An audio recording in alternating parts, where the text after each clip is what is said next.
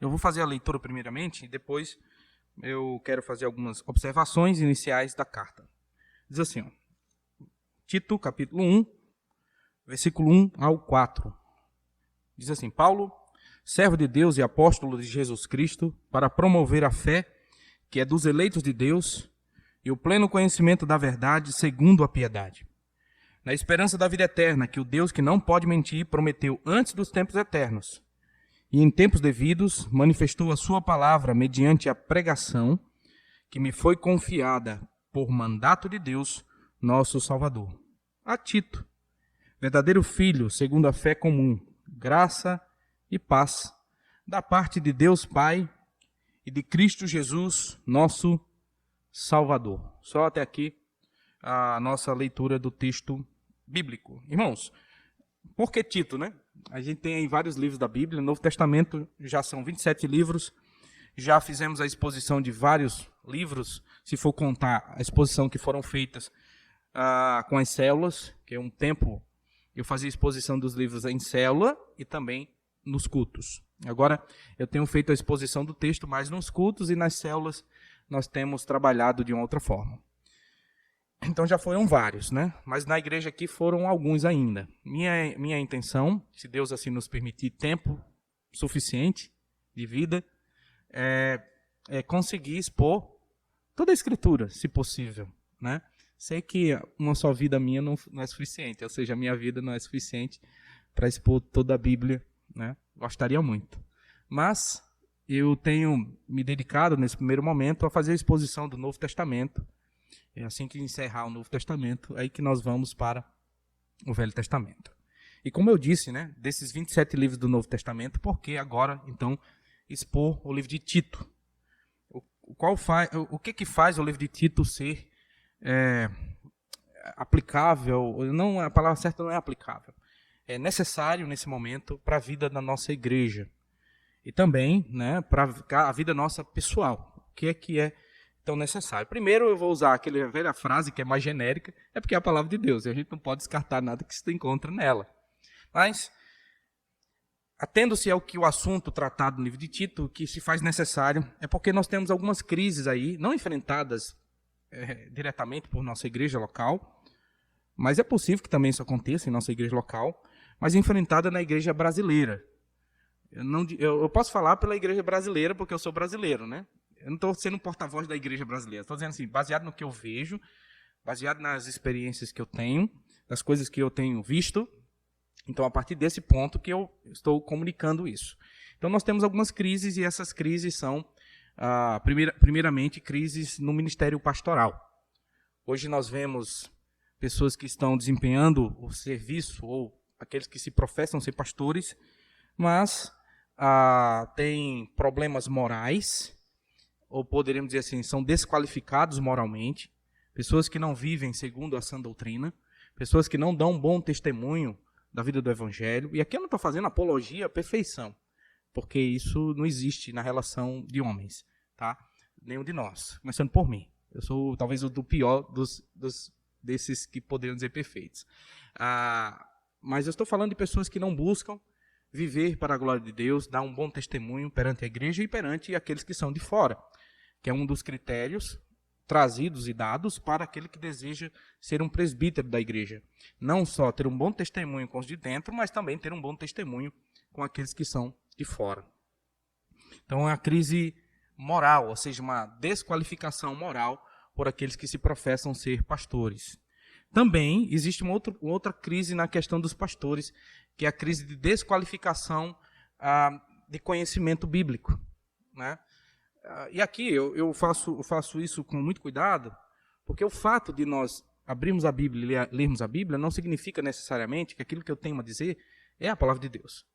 E aí que se entra a importância da boa interpretação, né, da boa exegese, para que a intenção e a pregação tenha o seu conteúdo como a palavra de Deus. O conteúdo da pregação necessariamente precisa ser a palavra de Deus. O conteúdo da pregação não pode ser minha experiência pessoal. Ainda que a minha experiência pessoal eu deva valorizar, porque é minha experiência com Deus, mas ela não é fonte de fé de nenhum de vocês e ninguém da igreja. Ela é minha experiência com Deus. E o que eu devo expor como pregação é a palavra. É essa que eu tenho que me ater, tratar e pregar a Bíblia como base de fé e regra de nossa prática. Então existe uma crise de desqualificação. E pastores desqualificados, normalmente eles usam da própria Bíblia para defenderem ou justificarem, ou tentarem justificar sua desqualificação. É muito comum pastores dizerem assim, né? Quando você diz que você precisa ler a Bíblia, aprender, conhecer, eles vão dizer, não, mas a letra mata, né? Esse negócio, calma, a letra mata. Então, pega o texto lá do apóstolo Paulo, escrevendo para os coríntios, né? Onde ele menciona que a letra mata, só que eles fazem uma interpretação errônea daquele texto que Paulo mencionou. Quando Paulo falou que a letra mata, ele estava se referindo aos 10 mandamentos, lá naquela passagem. Ele não estava se referindo à revelação dada por Deus, que é base de nossa fé e de nossas práticas, que é a Escritura, né? Que é a partir dela que nós conhecemos o plano de Deus, o plano da redenção e o próprio Deus. É assim que Deus se comunica conosco, que Deus se revela a nós por intermédio da sua santa e fiel palavra. Então, aquilo que eu posso conhecer de Deus e aquilo que eu conheço de Deus, corretamente, ela se encontra em um testemunho que o próprio Deus deu a respeito de si mesmo nas Escrituras. Então, esses pastores, muitas vezes, usam esses argumentos para defenderem ou justificarem sua desqualificação do conhecimento. Outra frase que eu já até ouvi, né, muitas vezes, é o pastor que é preguiçoso de aprender, de estudar, dedicar tempo para aprender a palavra, porque estudar dá trabalho, não é fazer qualquer coisa de qualquer jeito é fácil, né? Agora fazer uma coisa com qualidade não é fácil. Então, muitas vezes, para defender a sua desqualificação e a sua preguiça de estudar, de ler livros, de ler a Bíblia, eles usam aquela outra frase que Jesus disse, que quando eles fossem questionados, Jesus ia dizer, quando vocês forem questionados, fiquem, tipo assim, vou falar na minha tradução para vocês entenderem. Fiquem tranquilos, porque o Espírito Santo que vai falar através de vocês. Então, os pastores pegam esse texto e dizem assim, olha, quando eu for pregar, o Espírito de Deus vai trazer a mensagem, vai trazer a palavra, e eu vou estar expondo a igreja. Ainda que todo pregador, mesmo tendo formado, criado, feito um sermão antecipadamente, estudado, ele precisa sim, é claro, depender do Espírito Santo na exposição da palavra. Sabemos que a palavra de Deus é viva em si mesma, mas o pregador precisa, é uma questão de necessidade do pregador. E aqui eu não estou falando que o pregador ele é autônomo, ele não necessita da ação do Espírito Santo. Não é isso que eu quero se referir. Só estou dizendo que esses pastores, muitas vezes, para não estudarem, usam textos assim. Só que o problema é que Jesus estava se referindo naquela passagem a um contexto de perseguição. Ele disse que quando fôssemos levados a um tribunal de homens questionando a razão da nossa fé, e que esse questionamento fosse nos levar até mesmo à morte, a perder a nossa liberdade, e Jesus fala que nesse momento é que o Espírito Santo ia falar por nós. Não é em contexto de pregação. Aquela passagem não estava se referindo a esse ambiente que nós nos encontramos hoje, um ambiente de culto. Então, é uma justificativa de um preguiçoso que não quer gastar tempo nem lendo a Bíblia, nem estudando, e nem formatando e criando uma mensagem para estar expondo fielmente durante o período do culto, né? Então, esse é um problema que nós temos aí, essa crise na área do presbitério e do pastorado, a qual Tito e Paulo irá tratar nessa carta aqui. Outro problema que nós encontramos no período hoje, é uma outra, poderíamos dizer, crise, né, em relação à realidade que vivemos, é que a gente, muitas vezes, temos problemas de como relacionar-se com pessoas. E saiba que parte da nossa vida, ou boa parte da nossa vida, vai ser se relacionando com pessoas. Seja no ambiente familiar, profissional, em qualquer ambiente, ou até no ambiente de igreja. E pessoas são, assim como você, imperfeitas. Eu preciso falar dessa expressão, assim como você, para que a gente não ache que o problema é o outro, né? A gente acha assim, o problema meu é o outro. O problema meu é minha esposa, o problema meu é meu filho, o problema meu é o meu pastor, o problema meu é o irmão da igreja, o problema meu é o meu gerente, o problema meu é o meu companheiro de trabalho. Não, o problema, na verdade, é que todos nós somos pessoas imperfeitas e temos as nossas complexidades pessoais e que trazem conflitos ao se relacionar com pessoas diferentes de nós, que têm pensamentos diferentes. Então, Paulo, escrevendo a Tito, ele vai trazer orientações de como os mais velhos devem se comportar, homens mais velhos, como as mulheres mais velhas devem se comportar, como as mais jovens devem se comportar, como os jovens devem se comportar, como os servos devem se comportar. Então, Paulo traz essa série de orientações também nesta carta a Tito, né? Esse ensinamento a Tito nesta carta também. Então, é necessário que a gente aprenda essas coisas a qual se encontra nesses textos, tá bom? Deixa eu ver se tem uma outra... poderia gastar outras coisas no que diz respeito a aprender. Primeiro também, essa carta trata da organização da igreja. Como a igreja deve ser organizada. Como é essa coisa orgânica chamada de igreja. A gente sabe que Deus não é um Deus desorganizado. E o culto, existe uma ordem em si mesmo, né, ordenada por Deus. Paulo, escrevendo aos Coríntios, vai dizer que o culto deve ser feito com ordem. Né? E nós devemos seguir as orientações de Deus de quais ordens devem ser estabelecidas, não só no ambiente de culto, a qual estamos hoje participando, mas também na organização da igreja, como a igreja deve se conduzir de uma forma geral. O que significa presbítero, né? O que é o colegiado de presbíteros, estabelecimento de diáconos e outras coisas, membresia, coisas semelhantes a essa também são aqui nos apontadas. É claro que ele se dedica mais à questão do presbitério. Então é importante a gente também observar essa questão do presbitério. E outro problema, eu estou falando porque essa carta é necessária, tá? Falei que existe uma crise de pastores, morais e desqualificação de conhecimento. Falei que ela nos ensina a como se comportar e se relacionar com pessoas diferentes, né, em várias etapas, o mais velho, o homem, a mulher. Também ela nos ensina como organizar a igreja. E outra coisa que também ela nos ensina, o que ela vai nos proteger e nos guardar. É aquela tentativa de, ou eu ou nós, tentarmos fazer uma separação daquilo que nós chamamos de doutrina, ensinamento de Deus, de piedade. Piedade diz respeito à vida que corresponde à doutrina.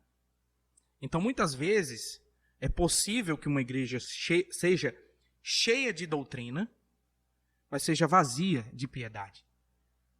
Ou seja, aquela igreja não corresponde aos ensinamentos bíblicos. É uma igreja que não anda em amor, que não perdoa, que não tem misericórdia, que é ambiciosa, que é gananciosa. As pessoas que estão lá vivem em pecado. Ou seja, uma vida que é vazia, despida de boas obras. Então esse não é o verdadeiro evangelho. E Paulo vai na contramão aqui, ensinando a Tito, dizendo que a doutrina, a verdadeira doutrina, necessariamente é acompanhada de boas obras. Que a mesma graça que salva o homem imerecidamente é a mesma graça que liberta o homem das paixões mundanas. Então, um cristão, ele não pode amar o mundo. O apóstolo João vai falar claramente que o homem que ama o mundo ou é amigo do mundo, ele não pode manter ainda uma amizade com Deus.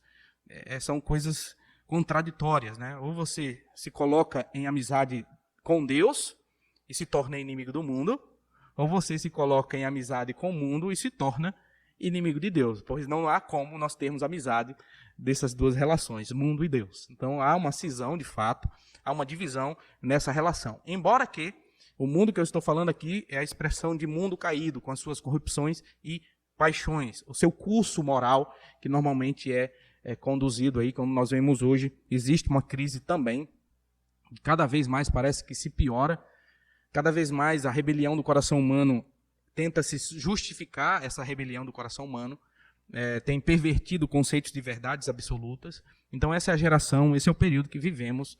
E aí eu não quero somente culpar a geração, né, que é muito comum a gente culpar a geração seguinte. Porque no meu tempo, né, não era assim, agora o tempo que vem, os jovens agora são piores. Se os jovens são piores mesmo, a culpa é da geração anterior, dos que criaram a geração agora. Entendeu? Então a gente tenta transferir a culpa para a geração presente. Eles não entendem que quem formou essa geração foram os pais da geração anterior. E a igreja se envolve nesse processo de educação e de preparação da geração que está presente. Ela precisa saber ensinar os jovens de como devem se conduzir. Então, são essas as razões que, a princípio, nos importa, né, gastar tempo nessa carta a Tito. Eu quero já, de antemão, ver com vocês algumas coisas desses 4 versículos que nós temos hoje para expor. É uma parte mais introdutória, mas já nesta introdução nós vemos uma teologia robusta, profunda, a respeito da salvação, da eleição, de assuntos que são extremamente importantes e fundamentais da fé cristã. Tá bom? Essa introdução que o apóstolo Paulo vai trazer, que era muito comum naquela época, já no início de uma introdução de uma carta, a pessoa, o remetente, apresentar-se. Então, Paulo segue essa regra, ele já se apresenta no primeiro momento, ou seja, nós já temos aí a autoria de quem foi o autor dessa carta, fica fácil. A autoria dessa carta foi o apóstolo Paulo. Não só temos a autoria interna, ou seja, a própria carta depõe a favor da autoria do apóstolo Paulo, mas também temos aí evidências externas da história da igreja, como os pais da igreja, já no primeiro século e segundo século, na história falam que Tito realmente, a carta de Tito, tem como autoria o apóstolo Paulo. Tá? Essa é uma das maiores introduções, a nível de curiosidade sua. Se eu não me engano, ela só perde para o livro de Gálatas, das introduções das cartas do apóstolo Paulo. Essa é a segunda maior introdução. E até é estranho, ou não, né? Estranho porque Paulo está escrevendo para alguém que o conhecia. Mas mesmo assim, Paulo faz uma apresentação. Paulo vai dizer que ele era um apóstolo, ele vai dizer que era servo, e Tito conhecia ele pessoalmente. Não só pessoalmente, mas de forma íntima. Porque Paulo o chamava de filho na fé. Então não era, por exemplo, um Barnabé, ainda que Paulo teve uma relação muito aproximada de Barnabé, mas Tito se tornou, além de um filho na fé, um companheiro de ministério do apóstolo Paulo confiável. Foi uma das pessoas que esteve com o apóstolo Paulo antes da morte, e provavelmente ele esteve com o apóstolo Paulo antes do apóstolo Paulo morrer, embora a gente não tenha relatos dos últimos momentos da vida do apóstolo Paulo. A última carta escrita pelo apóstolo Paulo foi 2 Timóteo. Tá? E essa carta aqui, para vocês saberem o tempo que ela foi escrita, provavelmente ela foi escrita entre 1 Timóteo e 2 Timóteo. O livro de Atos, ou a maioria dos livros da Bíblia, por exemplo, Coríntios, Efésios, Colossenses, Filipenses, a gente tem mais ou menos uma noção de quando elas foram escritas, porque no livro de Atos dá algumas evidências para nós a respeito do tempo. Nos fala qual foi o momento, por exemplo, que Paulo esteve naquela cidade, pelo menos, mas já essa carta aqui que é escrita não fala onde Paulo estava. Não temos registro do local onde Paulo se encontrava. Nós não sabemos exatamente onde Paulo se encontrava. Mas, como eu disse, é provável que seja entre esse período de 1 Timóteo e 2 Timóteo, porque 1 Timóteo, Paulo estava livre. Lembrando que o livro de Atos termina com o apóstolo Paulo preso. Paulo vai a Roma como um prisioneiro e ele termina o registro lá como ele é um preso ainda, pregando o evangelho, mas preso, um prisioneiro. Mas a tradição da igreja, quando eu falo tradição aqui, irmãos, a tradição, lembre-se que tem como significado transmissão. Então a tradição, ou seja, a transmissão histórica, fala que o apóstolo Paulo foi solto, depois daquele registro de Atos, que poderíamos dizer a sua primeira prisão, é claro que ele foi preso várias vezes, no livro de Atos a gente já vê isso, né? Mas ele, pensando em Roma, como prisioneiro romano, ele foi prisioneiro aquela primeira vez, ele foi solto, e aí é onde ele escreveu 1 Timóteo. E também escreveu escreveu o livro de Tito. Quando ele escreve 2 Timóteo, ele já está preso. E tanto que ele faz menção disso lá em 2 Timóteo. Ele está preso, prestes a mesmo até morrer. Ele sabia disso. Porque já 2 Timóteo aconteceu e foi escrito depois do incêndio que houve em Roma.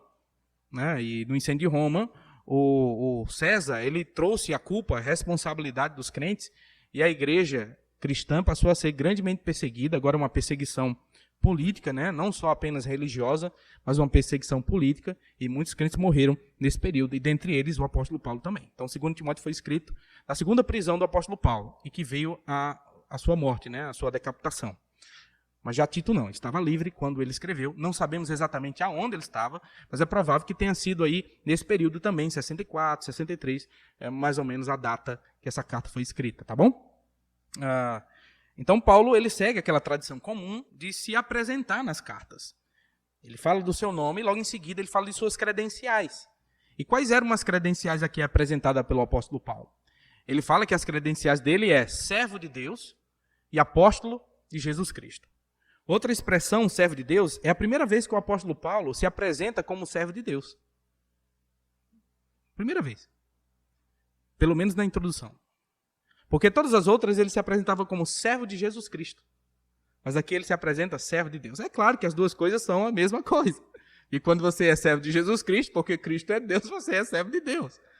Mas talvez a intenção aqui foi para mostrar, ou se equiparar, que ele era como servo igual a Abraão, Isaac, Jacó, Moisés, Davi, que eram homens chamados, na tradição judaica, de servos de Deus.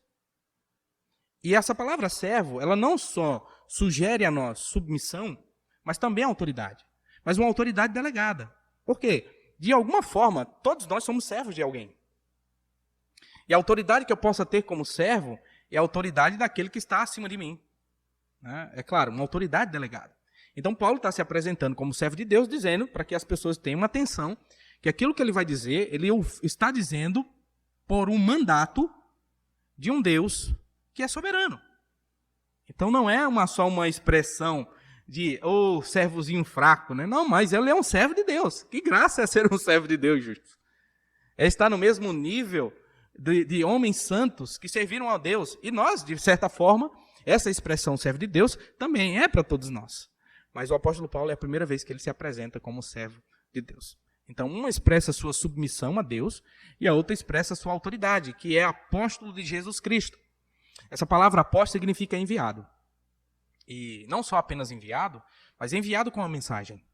Então, Paulo está dizendo aqui que, além dele ser servo de Deus, ele tem uma mensagem de alguém como enviado. Ele traz uma mensagem. E ele vai expor qual é a mensagem e qual é o propósito do seu apostolado. Logo em seguida, ele se apresenta como Paulo, servo de Deus e apóstolo de Jesus Cristo, e ele vai falar qual é o propósito do seu apostolado. E olha que coisa linda o propósito do seu apostolado.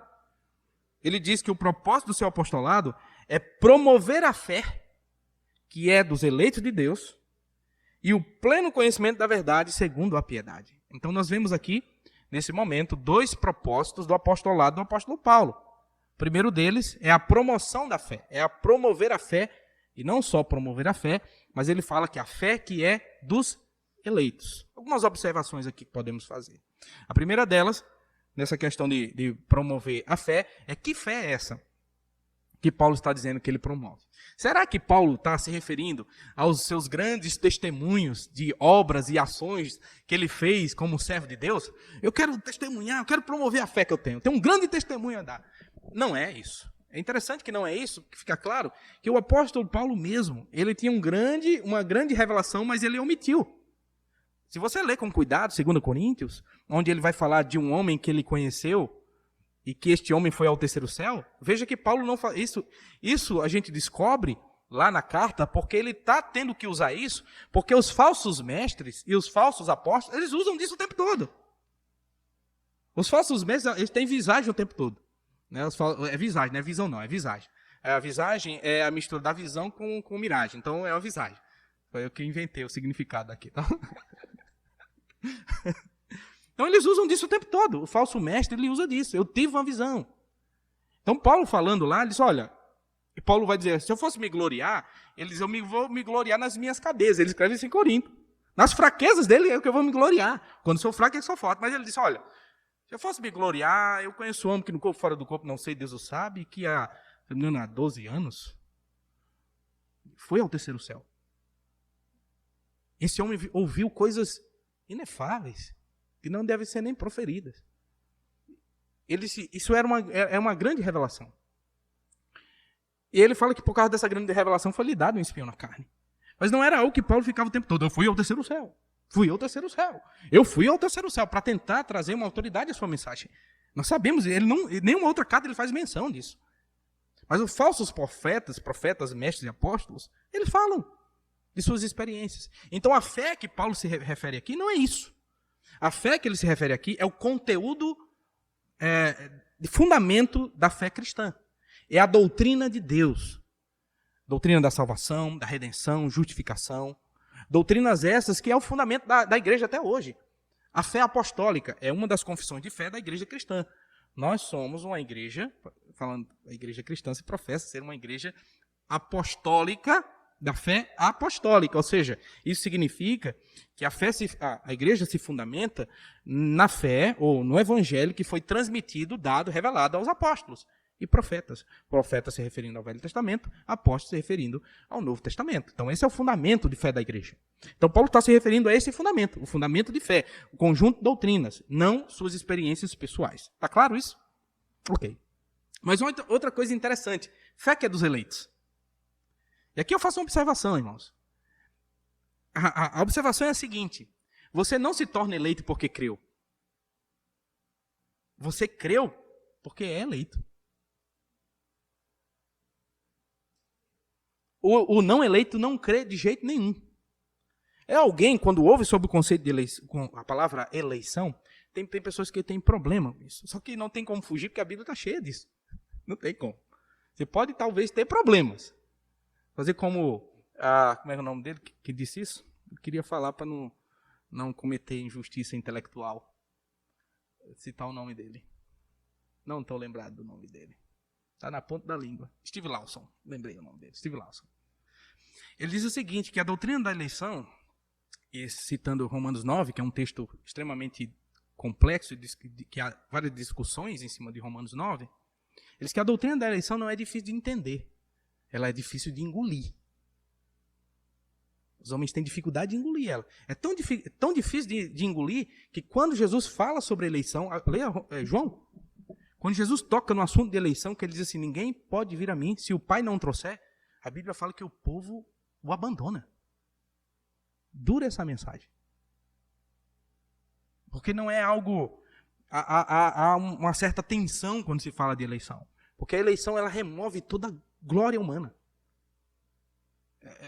Ela remove de nós toda tentativa de se gloriar. Porque a gente pode se gloriar, dizer, eu que escolhi Deus, né? E aqui nós descobrimos que é Deus que escolhe. Eleitos de quem? De quem, irmãos? Está aí, lê. A fé que é dos eleitos de... Estão comigo? Tito, capítulo 1, versículo 1. Os eleitos são de quem? Então é Deus que elege. Deus que elege pessoas. Deus que escolhe pessoas. Então o eleito, ele crê porque é eleito. E o não eleito? Ele não crerá. De jeito nenhum. Algumas pessoas, ao ouvir sobre o conceito de eleição, eles dizem a seguinte frase: já que é assim, para que então pregar? Já que você diz que o eleito será salvo, para que então pregar? Se ele de todo jeito, né, tenta dizer assim, ele vai viver de uma hora ou outra, de todo jeito ele será salvo, para que então pregar? Eu vou na contramão disso. Eu vou responder essa frase dessa forma. Essa é a razão por que devemos pregar. Porque se não houvessem eleitos, a sua pregação e a minha pregação seria ao vento. Ninguém ouviria. Ninguém ouviria. Leia Romanos 9. Sabe por que os profetas não se prostraram perante Baal? Deus diz, porque Deus tem remanescentes. Sabe por que existem pessoas que ainda ouvem a mensagem do Evangelho? Porque Deus tem seus remanescentes. Deus tem uma pessoa que escolheu. Agora, não entenda que a escolha é algo que a gente bate no peito e diz assim, olha, Deus me escolheu porque eu sou isso. Não, irmãos, você era um pecador desgraçado. Não havia nada em você que pudesse atrair o olhar de Deus, a não ser a ira. Mas pela graça de Deus, Ele quis salvá-lo. Pela graça de Deus, Ele quis me salvar. Louvado seja Deus por isso. Eu não sei a razão pela qual Deus me amou. Eu não encontro resposta para isso. Eu sei que Ele me ama, mas não sei por quê. A não ser dizer que o seu amor é incondicional e Ele é livre para amar quem quer. E Ele quis me amar e quis te amar. E o salvou graciosamente. Então a fé, presta atenção, a fé é de quem? Dos eleitos de Deus. A fé é dada a este povo. Segunda propósito do apostolado do apóstolo Paulo, é o pleno conhecimento da verdade segundo a piedade. Não só importa que a gente tenha contato com a fé dos eleitos, ou seja atraído pela pregação e creiamos porque somos eleitos, também é importante você e eu sermos conduzidos ao pleno conhecimento da verdade. Você precisa querer e desejar conhecer a verdade de Deus, aprender quem é Deus, aprender a sua palavra, conhecer, ler a Bíblia, meditar, ouvir a mensagem, continuamente. O pleno conhecimento da verdade. Paulo fala em vários lugares que ele se esforçava para conduzir as pessoas a este pleno conhecimento. Em Timóteo, ele fala que Deus tem sua vontade de salvar os homens, a vontade de Deus é salvar homens e conduzir os homens ao pleno conhecimento da verdade. Então Deus tem por intenção fazer com que também você tenha o pleno conhecimento da verdade, bem como eu. No livro de Atos, por exemplo, em Atos 20, o apóstolo Paulo se despedindo ali dos presbíteros, ele estava indo para Jerusalém e sabia que em Jerusalém seria preso e sendo conduzido preso, né?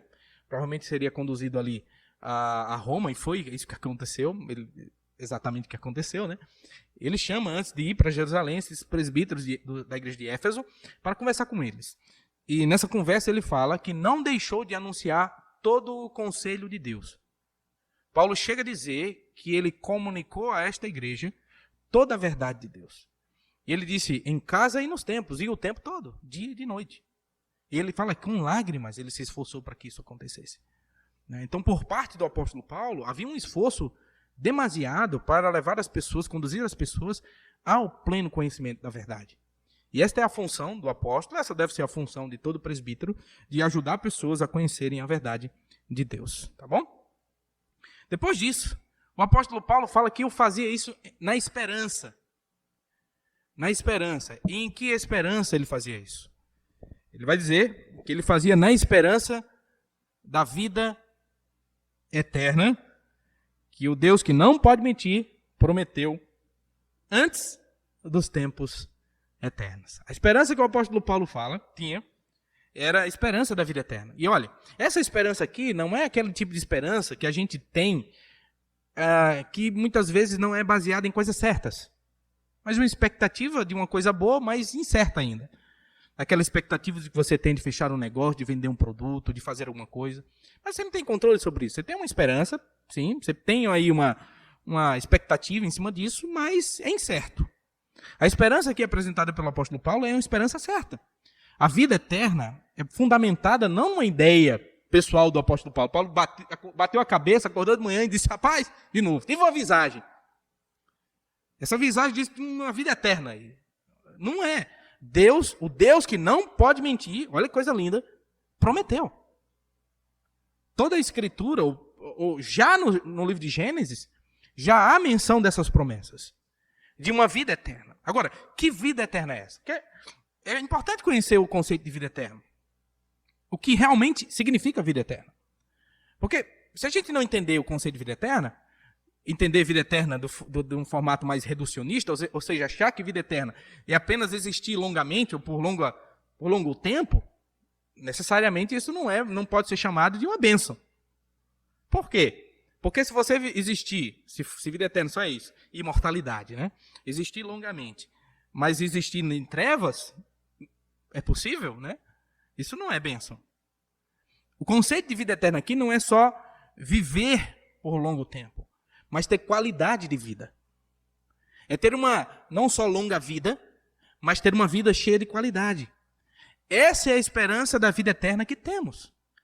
É viver em um corpo não maculado, nesse corpo. Deixa eu dizer algo para você, irmãos. Ainda que você não tivesse perigos externos, você teria ainda essa carne. Você não precisa do diabo.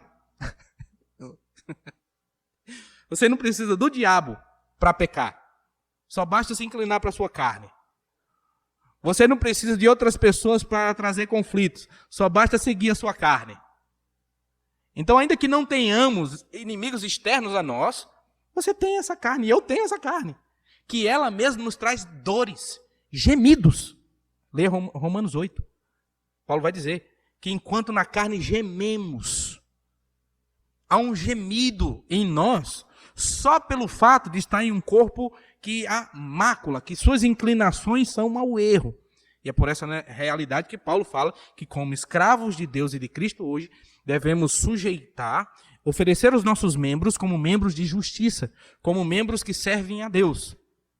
Paulo chega a dizer que reduza o seu corpo à escravidão. Então é isso que fazemos hoje. Então, amados, não é essa esperança, uma esperança de ainda existência nesse corpo caído, mas não, de um corpo transformado, de um corpo perfeito, sem mácula, semelhante ao corpo que Cristo recebeu após a ressurreição. Essa é a graça que teremos. E não somente isso, mas a grande beleza da eternidade é que existiremos eternamente em comunhão com Deus. Os nossos olhos o verão face a face. Essa é a maior dádiva, porque no inferno os homens existirão eternamente. Mas no inferno não há graça e misericórdia. No inferno só existe a ira de Deus. O que alcança de Deus lá no inferno, nesse lugar de tormento, é a ira. Deus está lá no inferno. Deus é Senhor do inferno. Não se esqueça disso, tá? A Bíblia fala sobre isso, tá? Que Deus é Senhor do inferno. Deus está lá, mas a sua ira que está lá, para trazer juízo sobre homens ímpios e maus. Mas no lugar que Cristo nos deu acesso pela fé, não é esse lugar onde a ira de Deus está sobre nós, mas é um lugar de graça. É um lugar de repouso. É um lugar de comunhão. Então Paulo diz, nós temos essa esperança. Eu faço isso nessa esperança de um Deus que não pode mentir. Não é criado em uma fábula. Tipo assim, ó, o pai queria tanto, aí alguém criou aquela fábula para o pessoal. Não. Não é fundamentado em uma fábula humana. É fundamentado em uma promessa de um Deus que não mente. Isso é tão interessante, essa expressão de um Deus íntegro, justo, porque a gente observa já no Velho Testamento, frases como, Josué certa vez chega a dizer, que ele e o povo de Israel viu que nenhuma das boas promessas do Senhor deixaram de se cumprir. Todas elas vieram a ter o seu cumprimento. Também no Velho Testamento nós encontramos expressões como, Deus não é homem para que minta, e nem filho do homem para que se arrependa. Não tendo dito Deus alguma coisa, ele não fará? Nós também encontramos expressões como Deus é aquele que vela por cumprir tudo aquilo que ele prometeu. E ele não só é íntegro, justo em cumprir o que promete, mas Deus é um Deus poderoso para cumprir o que prometeu. Eu quero dizer que não tem demônio no inferno que possa impedir o que vai acontecer por decreto de Deus na vinda de Jesus. Não tem anticristo, não tem dragão, não tem Satanás, não tem ímpio, não tem ninguém que impeça Jesus vir sobre as nuvens dos céus. Ele virá, com poder e glória. Por isso que usa, com poder. Eu quero ver alguém impedir. Ele vem com poder. Não tem força diabólica, demoníaca, humana, que impeça. Míssil, ainda que todos os países se juntassem e apontassem os mísseis, suas bombas nucleares, para o Jesus que se manifesta, todas elas seriam desfeitas, porque ele vem com poder e grande glória, e ninguém o impede. Então essa é a esperança que temos, de um Deus poderoso, que promete e cumpre o que promete, porque é íntegro, não mente, que está falando da sua integridade, mas é um Deus que eu estou acrescentando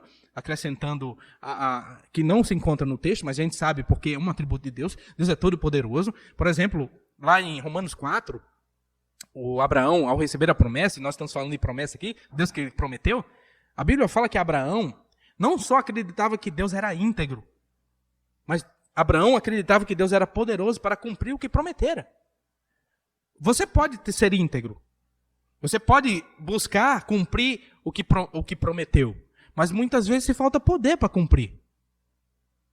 Você é impossibilitado de cumprir algumas coisas porque te falta capacidade de cumprir. Ou eu estou mentindo? Você promete coisas aos seus filhos e não cumpre. Não porque necessariamente você não seja íntegro, mas porque te falta capacidade. Você promete viagem, promete coisas, até mesmo quando a gente promete amores eternos, né? Eu vou viver com você, minha amada, até envelhecer. A morte vem, chega e eu não consigo envelhecer ao lado de Viviane. Entendeu? Nós temos incapacidade de cumprir, mas Deus não. Deus é íntegro e Deus é poderoso. Alguém pode se alegrar com isso? E essa é a esperança que você tem, irmãos. A esperança da vida eterna. Um dia, toda a injustiça que nós vemos aqui no mundo, ele será levado à justiça. Tudo aquilo que faz o seu coração gemer, porque a Bíblia fala que essa injustiça, a impiedade do homem, traz tristeza ao coração do justo. Tudo isso virá a trazer a sua justiça dada por Deus na eternidade, nesse tempo a qual nós também aguardamos.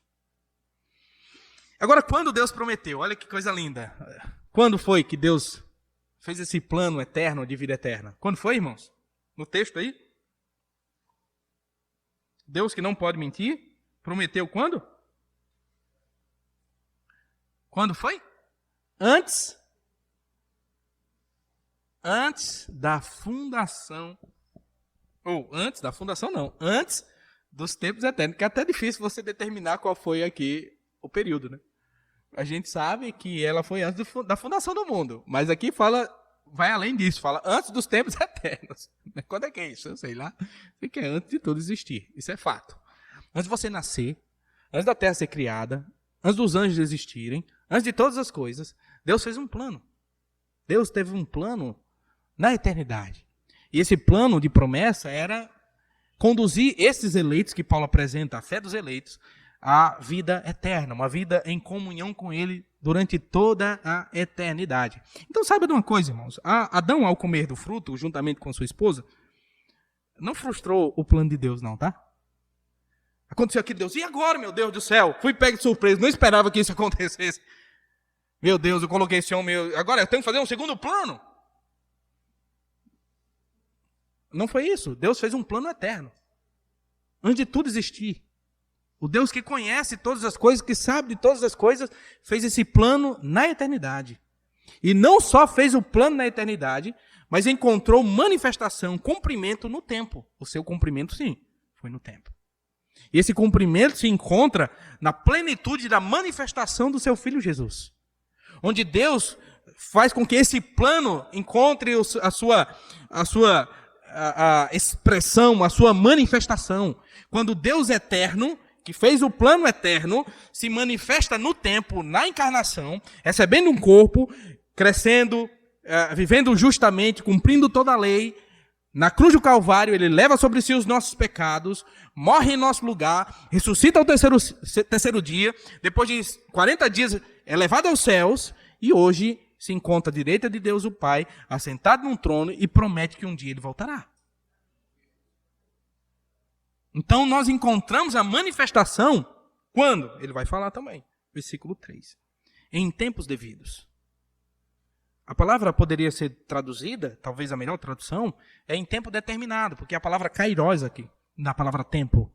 Kairos diz respeito a um tempo que Deus determina, um tempo que Deus diz que vai acontecer. Então, no tempo determinado, essa promessa que foi feita na eternidade, encontrou a sua manifestação. E Paulo vai falar, não somente isso, na pessoa de Jesus, mas ele diz que a manifestação é dada pela palavra. Olha aí que coisa linda aí. Manifestou o quê?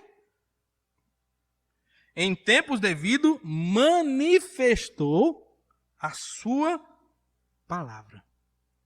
Então nós encontramos aí essa palavra que é o escrito, onde carrega, onde conduz, onde leva, onde nos comunica as promessas de Deus. Não tem como você conhecer as promessas de Deus se não for pela palavra. Deus não promete nada que não esteja na palavra. Então todo pregador, todo homem que promete a alguém alguma coisa que Deus não prometeu nas Escrituras, ele está usando o nome de Deus em vão. Todo pregador que toma da palavra e promete casa, carro, bens, ou qualquer outra coisa em nome de Deus, ele está usando o nome de Deus em vão. Estão me ouvindo? E é um pecado lá, segundo os 10 mandamentos, usar o nome do Senhor em vão. Usar o nome do Senhor em vão pode se encontrar também sua aplicabilidade quando os homens tentam proibir o que Deus não proibiu, tentam prometer o que Deus não prometeu e tentam permitir o que Deus não permitiu. Então isso é usar o nome de Deus em vão. Muitas vezes os pais fazem isso com os filhos, né? Eles usam o nome de Deus em vão, educar os filhos. Olha, filho, Deus nunca proibiu aquilo, mas ele está proibindo, então ele usa o nome de Deus em vão, dizendo que Deus proibiu, né? E não só isso, a gente usa costumeiro pastores, ministros. Então, tomar muito cuidado, né? A gente está falando aqui da promessa. Usar textos que Deus não veio a prometer, no sentido para todos, né? Tentando tomar coisas que foram pontuais na vida de alguém, dizendo, não, isso é para todo mundo, né? Não é, irmãos. Tomar muito cuidado na interpretação. Eu sei que Deus, se Ele quiser, pode nos dar tudo isso. E se Ele der, é graça. Qualquer coisa que Ele venha te dar, é graça. Se Ele te der uma casa, é graça. Mas se Ele te der uma casa para morar, ainda que de favor, é graça. Levante as mãos para os céus, porque é graça. Se Deus te deu vestimento, é graça. Ainda que seja um sapato velho, é graça. Seja grato a Deus. Seja feliz com Deus. E espere, se Ele quiser graciosamente manifestar mais coisas, Ele fará. Então, Deus, por meio da sua palavra, voltando, né? A promessa ela é ouvida por meio da palavra. Aí Paulo vai falar do papel dele, que é o pregador. O que o pregador deve fazer? Expor a palavra, não é isso? O pregador tem como função e papel expor a palavra. E aqui nós encontramos duas coisas a respeito da exposição bíblica. A primeira, qual é a fonte? Qual é o conteúdo da pregação? Qual deve ser o conteúdo da pregação? Paulo vai dizer qual é o conteúdo no versículo 3. A sua palavra mediante a pregação. O conteúdo da pregação é a palavra. Deve ser a palavra. Eu não posso pregar minhas ideias, meus conceitos, meus pensamentos, minhas filosofias, minhas ideologias, minhas psicologias, meus achismos. Eu não posso pregar isso. O conteúdo da minha pregação deve ser a palavra. Ainda que eu possa ter minhas filosofias, minhas ideologias, meus pensamentos, mas o pregador tem que se esforçar para se ater à palavra. Os reformadores diziam que naquilo que Deus não tem voz, eu não devo ter ouvidos. O que eles querem dizer com isso? Naquilo que Deus não falou, eu devo fechar os meus ouvidos. Porque eles tinham um apreço muito grande pelas Escrituras. Alguém pode dizer assim, mas isso é exagero. Lembre-se que em Salmos Deus diz, a Bíblia fala que Deus exaltou sua palavra acima de todas as coisas. O próprio Deus tem apreço pela sua palavra. Ele zela por cumprir sua palavra. E nós temos que ter apreço pela palavra, porque ter apreço pela palavra é ter apreço por aquele que comunicou, por aquele que falou. E suas palavras são dignas de inteira aceitação. Então o pregador, o conteúdo da sua pregação, da sua mensagem é e deve ser a palavra de Deus. Se esforce para isso. Se existe algum pregador, ou alguém que almeja o episcopado, ou até mesmo no processo de evangelização, você deve pregar a palavra. É a palavra que salva vidas. É a palavra que tem a autoridade de Deus. A autoridade não repousa sobre o pregador, irmãos. A autoridade repousa na palavra. Deus não respalda o pregador. Deus respalda a sua palavra. É isso que Deus respalda. O que ele disse. Não o que o pregador disse, mas o que Deus disse. E é por isso que o pregador deve se esforçar por falar o que Deus disse. Segunda coisa que nós vemos aqui da pregação e da palavra, a origem dela. Será que a pregação, um dia os apóstolos, de novo, vou tomar exemplo disso, acordar de manhã e dizer, rapaz, tem uma ideia. Vamos se reunir aqui? Vamos inventar um negócio legal para que todo mundo possa seguir. Né? Vamos criar aqui um negócio. Um filho de Deus que vem, encarna, e esse filho de Deus cumpre as promessas. Vamos inventar um negócio. Será que a origem dessa promessa a qual Paulo está se referindo surgiu do próprio apóstolo Paulo? Não. Paulo vai dizer que a origem dela se encontra em Deus. Olha aí. Em tempos devidos manifestou a sua palavra mediante a pregação que me foi o quê? Confiada por mandato de Deus. Então sabe qual é a origem da promessa, da palavra? É Deus. Em última instância, não é Paulo falando. Em última instância, é Deus falando. Ao você ouvir, ler, ou alguém expor fielmente as Escrituras, saiba, e ainda que possa esmagar sua carne, Deus está falando com você. O sensato é ouvir humildemente. Ainda que esmague sua carne, ainda que o repreenda, ainda que o faça chorar, é sensato ouvir a voz de Deus, porque ela traz vida. Amém, irmãos? Então, a origem da promessa, da palavra, é Deus, que é o nosso Salvador. Louvado seja Deus. Logo em seguida, ele vai dizer o seguinte: o destinatário, aqui é apresentado, né? Para quem Paulo escreveu. Ainda que essa carta tenha um destinatário direto, que é Tito, aí era uma carta que também tem, nas suas evidências internas, um tipo de ordenação de leitura pública. Então isso era muito comum. A carta era direcionada, por exemplo, ao autor aqui, Tito, mas era para ser feita a leitura pública. Tito pegaria essa carta e leria publicamente aos irmãos daquele lugar, daquela região a qual ele estava cuidando, que era na cidade de Creta, que nós vamos ver logo em seguida. Então Paulo escreveu esse homem chamado Tito. Agora, quem era Tito, né, irmãos? Tito era um gentil grego, de pais gregos, então ele era grego também. E algumas coisas que a Bíblia nos mostra a respeito de Tito, primeiro é aquela que já se encontra aqui no texto, que ele era um filho na fé do apóstolo Paulo. Né? Um filho na fé, embora, dependendo da tradução, não tenha a expressão filho na fé, mas tenha verdadeiro filho segundo a fé comum. Tá? E outras traduções vão ter aí essa expressão segundo a fé comum, vai estar filho na fé. Então é alguém que Paulo veio a gerar através do seu ministério, que veio a se converter, Tito se veio a se converter através do ministério do apóstolo Paulo, a qual Paulo chama de filho na fé.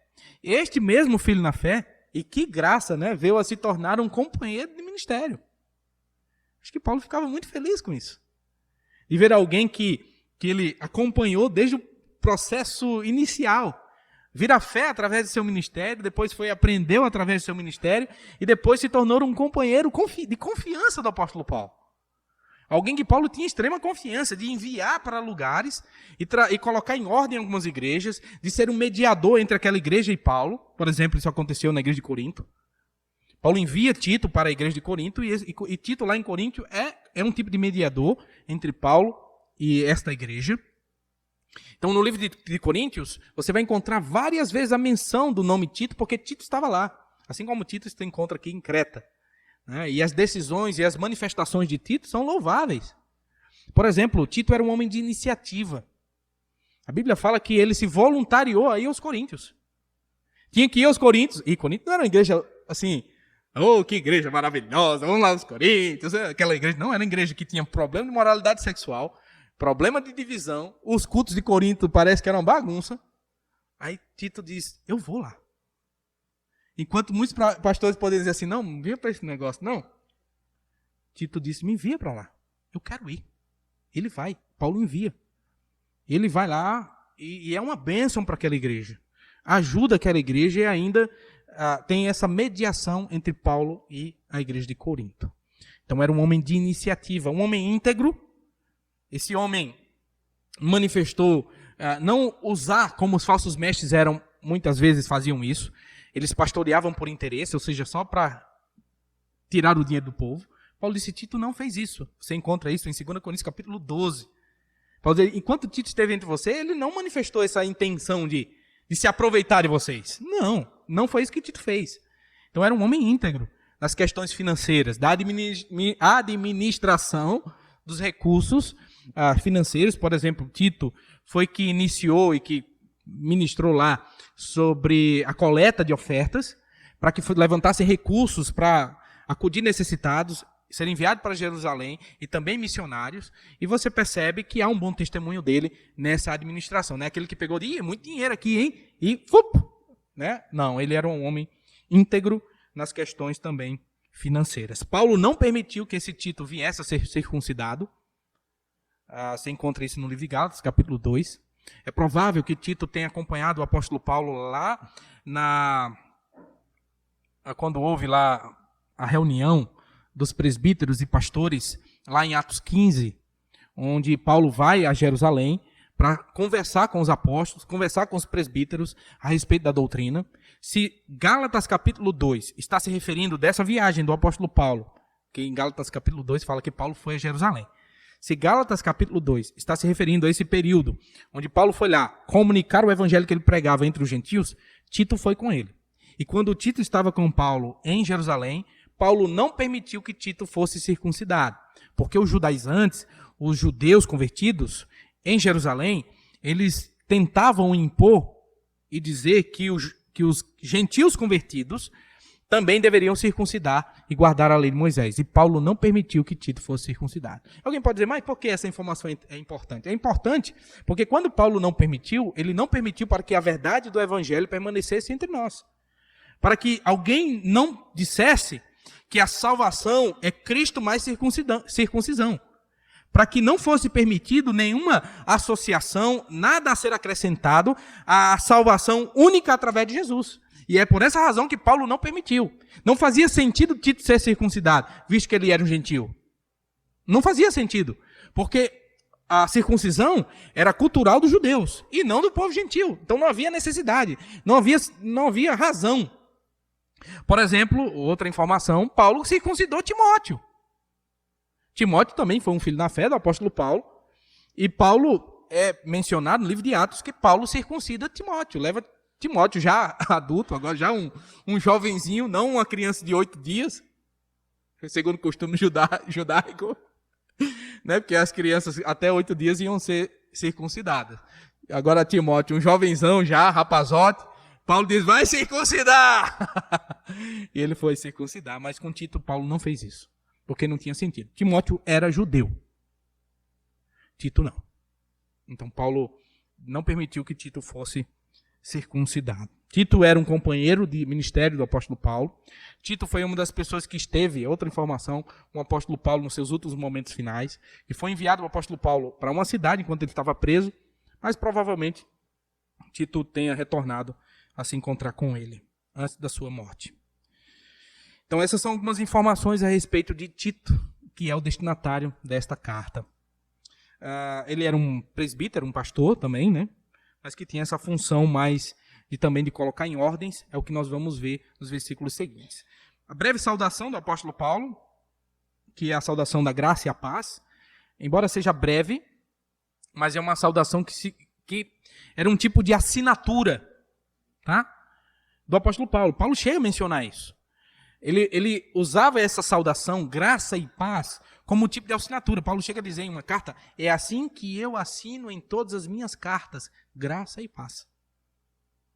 Então era uma das formas também de você reconhecer a autoria, naquela época, daquele tempo, que era o apóstolo Paulo, graça e paz. Paulo saudava os irmãos dessa forma, e aqui ele faz essa saudação a Tito, né, com a graça e a paz. E a paz, irmãos, não poderia haver paz se não houvesse graça. Toda paz que você possa ter é por graça de Deus. Né? A paz que você possa ter com Deus e tem com Deus é por graça. A paz que você possa ter nos conflitos externos é por graça.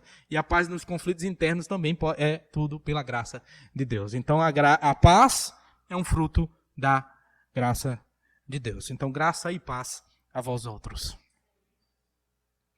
Da parte de Deus Pai, essa expressão Deus Pai, ela é uma confissão única da fé cristã. Né? A fé cristã professa Deus Pai.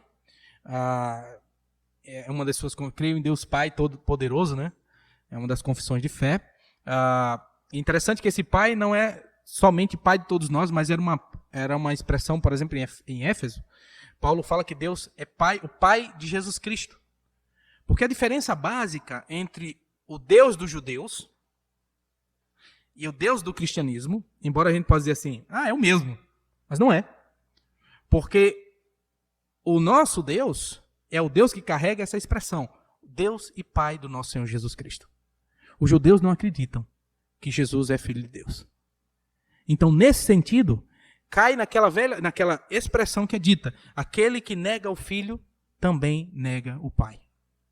Então, os judeus, por causa da negação do Filho, eles negam o Deus verdadeiro. Então, o Deus verdadeiro é o Deus que é Pai. Pai nosso, assim que Jesus ensinou na oração, mas também o Pai do nosso Senhor Jesus Cristo. Amém, irmãos? Depois ele vai falar Cristo Jesus, Cristo, expressão Messias, mesma palavra, o Messias hebraico, Cristo grego, mas diz respeito ao ungido de Deus, né, sua missão, aquele que veio cumprir o plano de Deus na eternidade, o plano eterno de Deus, esse é o Cristo, a qual tem por nome Jesus, e essa expressão seguinte, ela é fundamental também da fé cristã, nosso Salvador. Então, antes de Cristo ser seu amigo, ele deve ser seu Salvador. Então, nós todos, o homem pecador, ele não necessita, na verdade, ele necessita de salvação.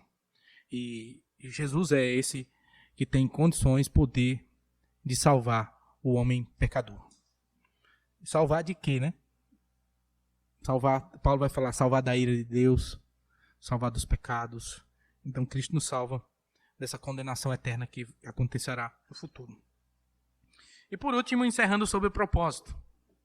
Eu encerro aqui sobre o propósito, versículo 5. Eu não li, eu acho, mas eu leio aqui rapidamente.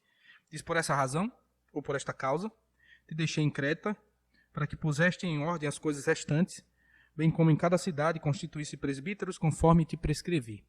Então aqui nós encontramos o propósito pelo qual Paulo escreveu a carta. 3 razões aqui encontramos no texto, não nesse versículo somente, mas 3 propósitos, né, ou 3 razões que levaram Paulo a escrever essa carta a Tito. A primeira delas é a ordenação direta, aquilo que vai acontecer na igreja ou nessas cidades a qual Tito se encontrava, que era colocar em ordem as coisas restantes. Provavelmente Paulo passou ali rapidamente por essa cidade, por essa ilha. Na verdade não era uma cidade, era uma ilha que havia cidades. Paulo passa rapidamente por essa ilha, não podendo ficar ali muito tempo, vai embora, mas deixa Tito. E diz: olha, Tito, eu não tive condições de colocar tudo em ordem. Você faz aí. Coloca em ordem as coisas restantes. E dentro dessas coisas restantes entra o outro propósito: estabelecer presbíteros. Então, 2 coisas Tito tinha que fazer ali: colocar em ordem as coisas restantes, que a gente não sabe, assim, não podemos dizer o que exatamente seria, mas pelo texto a gente entende que essa é a intenção de que a doutrina é acompanhada de piedade, né? Então ele coloca em ordem essa expressão, tanto doutrinária quanto a vida piedosa dos crentes, a viver em comunidade, bem como o estabelecimento de presbíteros dessa igreja, pessoas que tomariam conta depois de Tito ir embora. Então a segunda razão pela qual Paulo escreveu essa carta, a gente encontra lá no capítulo 3, segundo propósito. Capítulo 3, versículo 12. Também Paulo escreveu essa carta para comunicar a Timóteo, para que Timóteo, depois que concluísse o seu trabalho, que eu já falei qual era, colocar em ordem, estabelecer presbíteros, Timóteo saísse de lá. Não era para Timóteo ficar lá, estabelecer sua vida, não. Timóteo tinha que concluir o seu trabalho lá. Versículo 12 diz: quando te enviar Ártemas ou Tíquico, apressa-te a vir até Nicópolis ao meu encontro. Estou resolvido a passar o inverno ali. Então, a segunda razão pela qual Paulo escreve a Timóteo é para comunicar a Timóteo, dizendo: Tito, quando você terminar o que eu falei para você, ordenei para você fazer aí em Creta, eu quero que você saia daí, se encontre comigo lá em Nicópolis. E ele se faça isso antes do inverno, né? Eu até estabeleci o tempo. Eu vou passar o inverno ali, e se possível, quando eu te enviar alguém, quando essa pessoa chegar aí, eu quero que você vá ao meu encontro lá em Nicópolis. Então, comunicar a Timóteo que ele deveria ir ao encontro de Paulo nessa cidade chamada Nicópolis. Ele não saberia de uma outra forma, né? Para onde Paulo está? A carta foi para mostrar para Tito onde se encontraria com ele, nessa cidade chamada Nicópolis. E a terceira razão pela qual a carta foi escrita é encontrada no versículo 13, que diz assim: caminha com diligência Zenas, o intérprete da lei, e Apolo, a fim de que não lhes falte coisa alguma. Então, também, a terceira razão é para que fossem encaminhados 2 pessoas aí, Zenas e Apolo. Então, são essas 3 razões que a gente encontra no texto, né, no livro, que levou Paulo a escrever esta carta, que fez com que Paulo enviasse essa carta a Tito, para que Tito desempenhasse um serviço lá em Creta, estabelecendo presbíteros, e colocasse a igreja, as igrejas ali naquela cidade em ordem. Depois fosse para Nicópolis, a se encontrar com o apóstolo Paulo antes do inverno. E, em terceiro lugar, enviar esse homem chamado Zenas, nome aí bonito para seus filhos futuramente, né? E Apolo. Então, essas são as 3 razões, ou 3 propósitos que encontramos no texto, pelo qual fez com que o apóstolo Paulo escrevesse a carta. Espero que você tenha entendido, tenha sido abençoado, em nome de Jesus, com essas exposições do versículo 1 ao 5.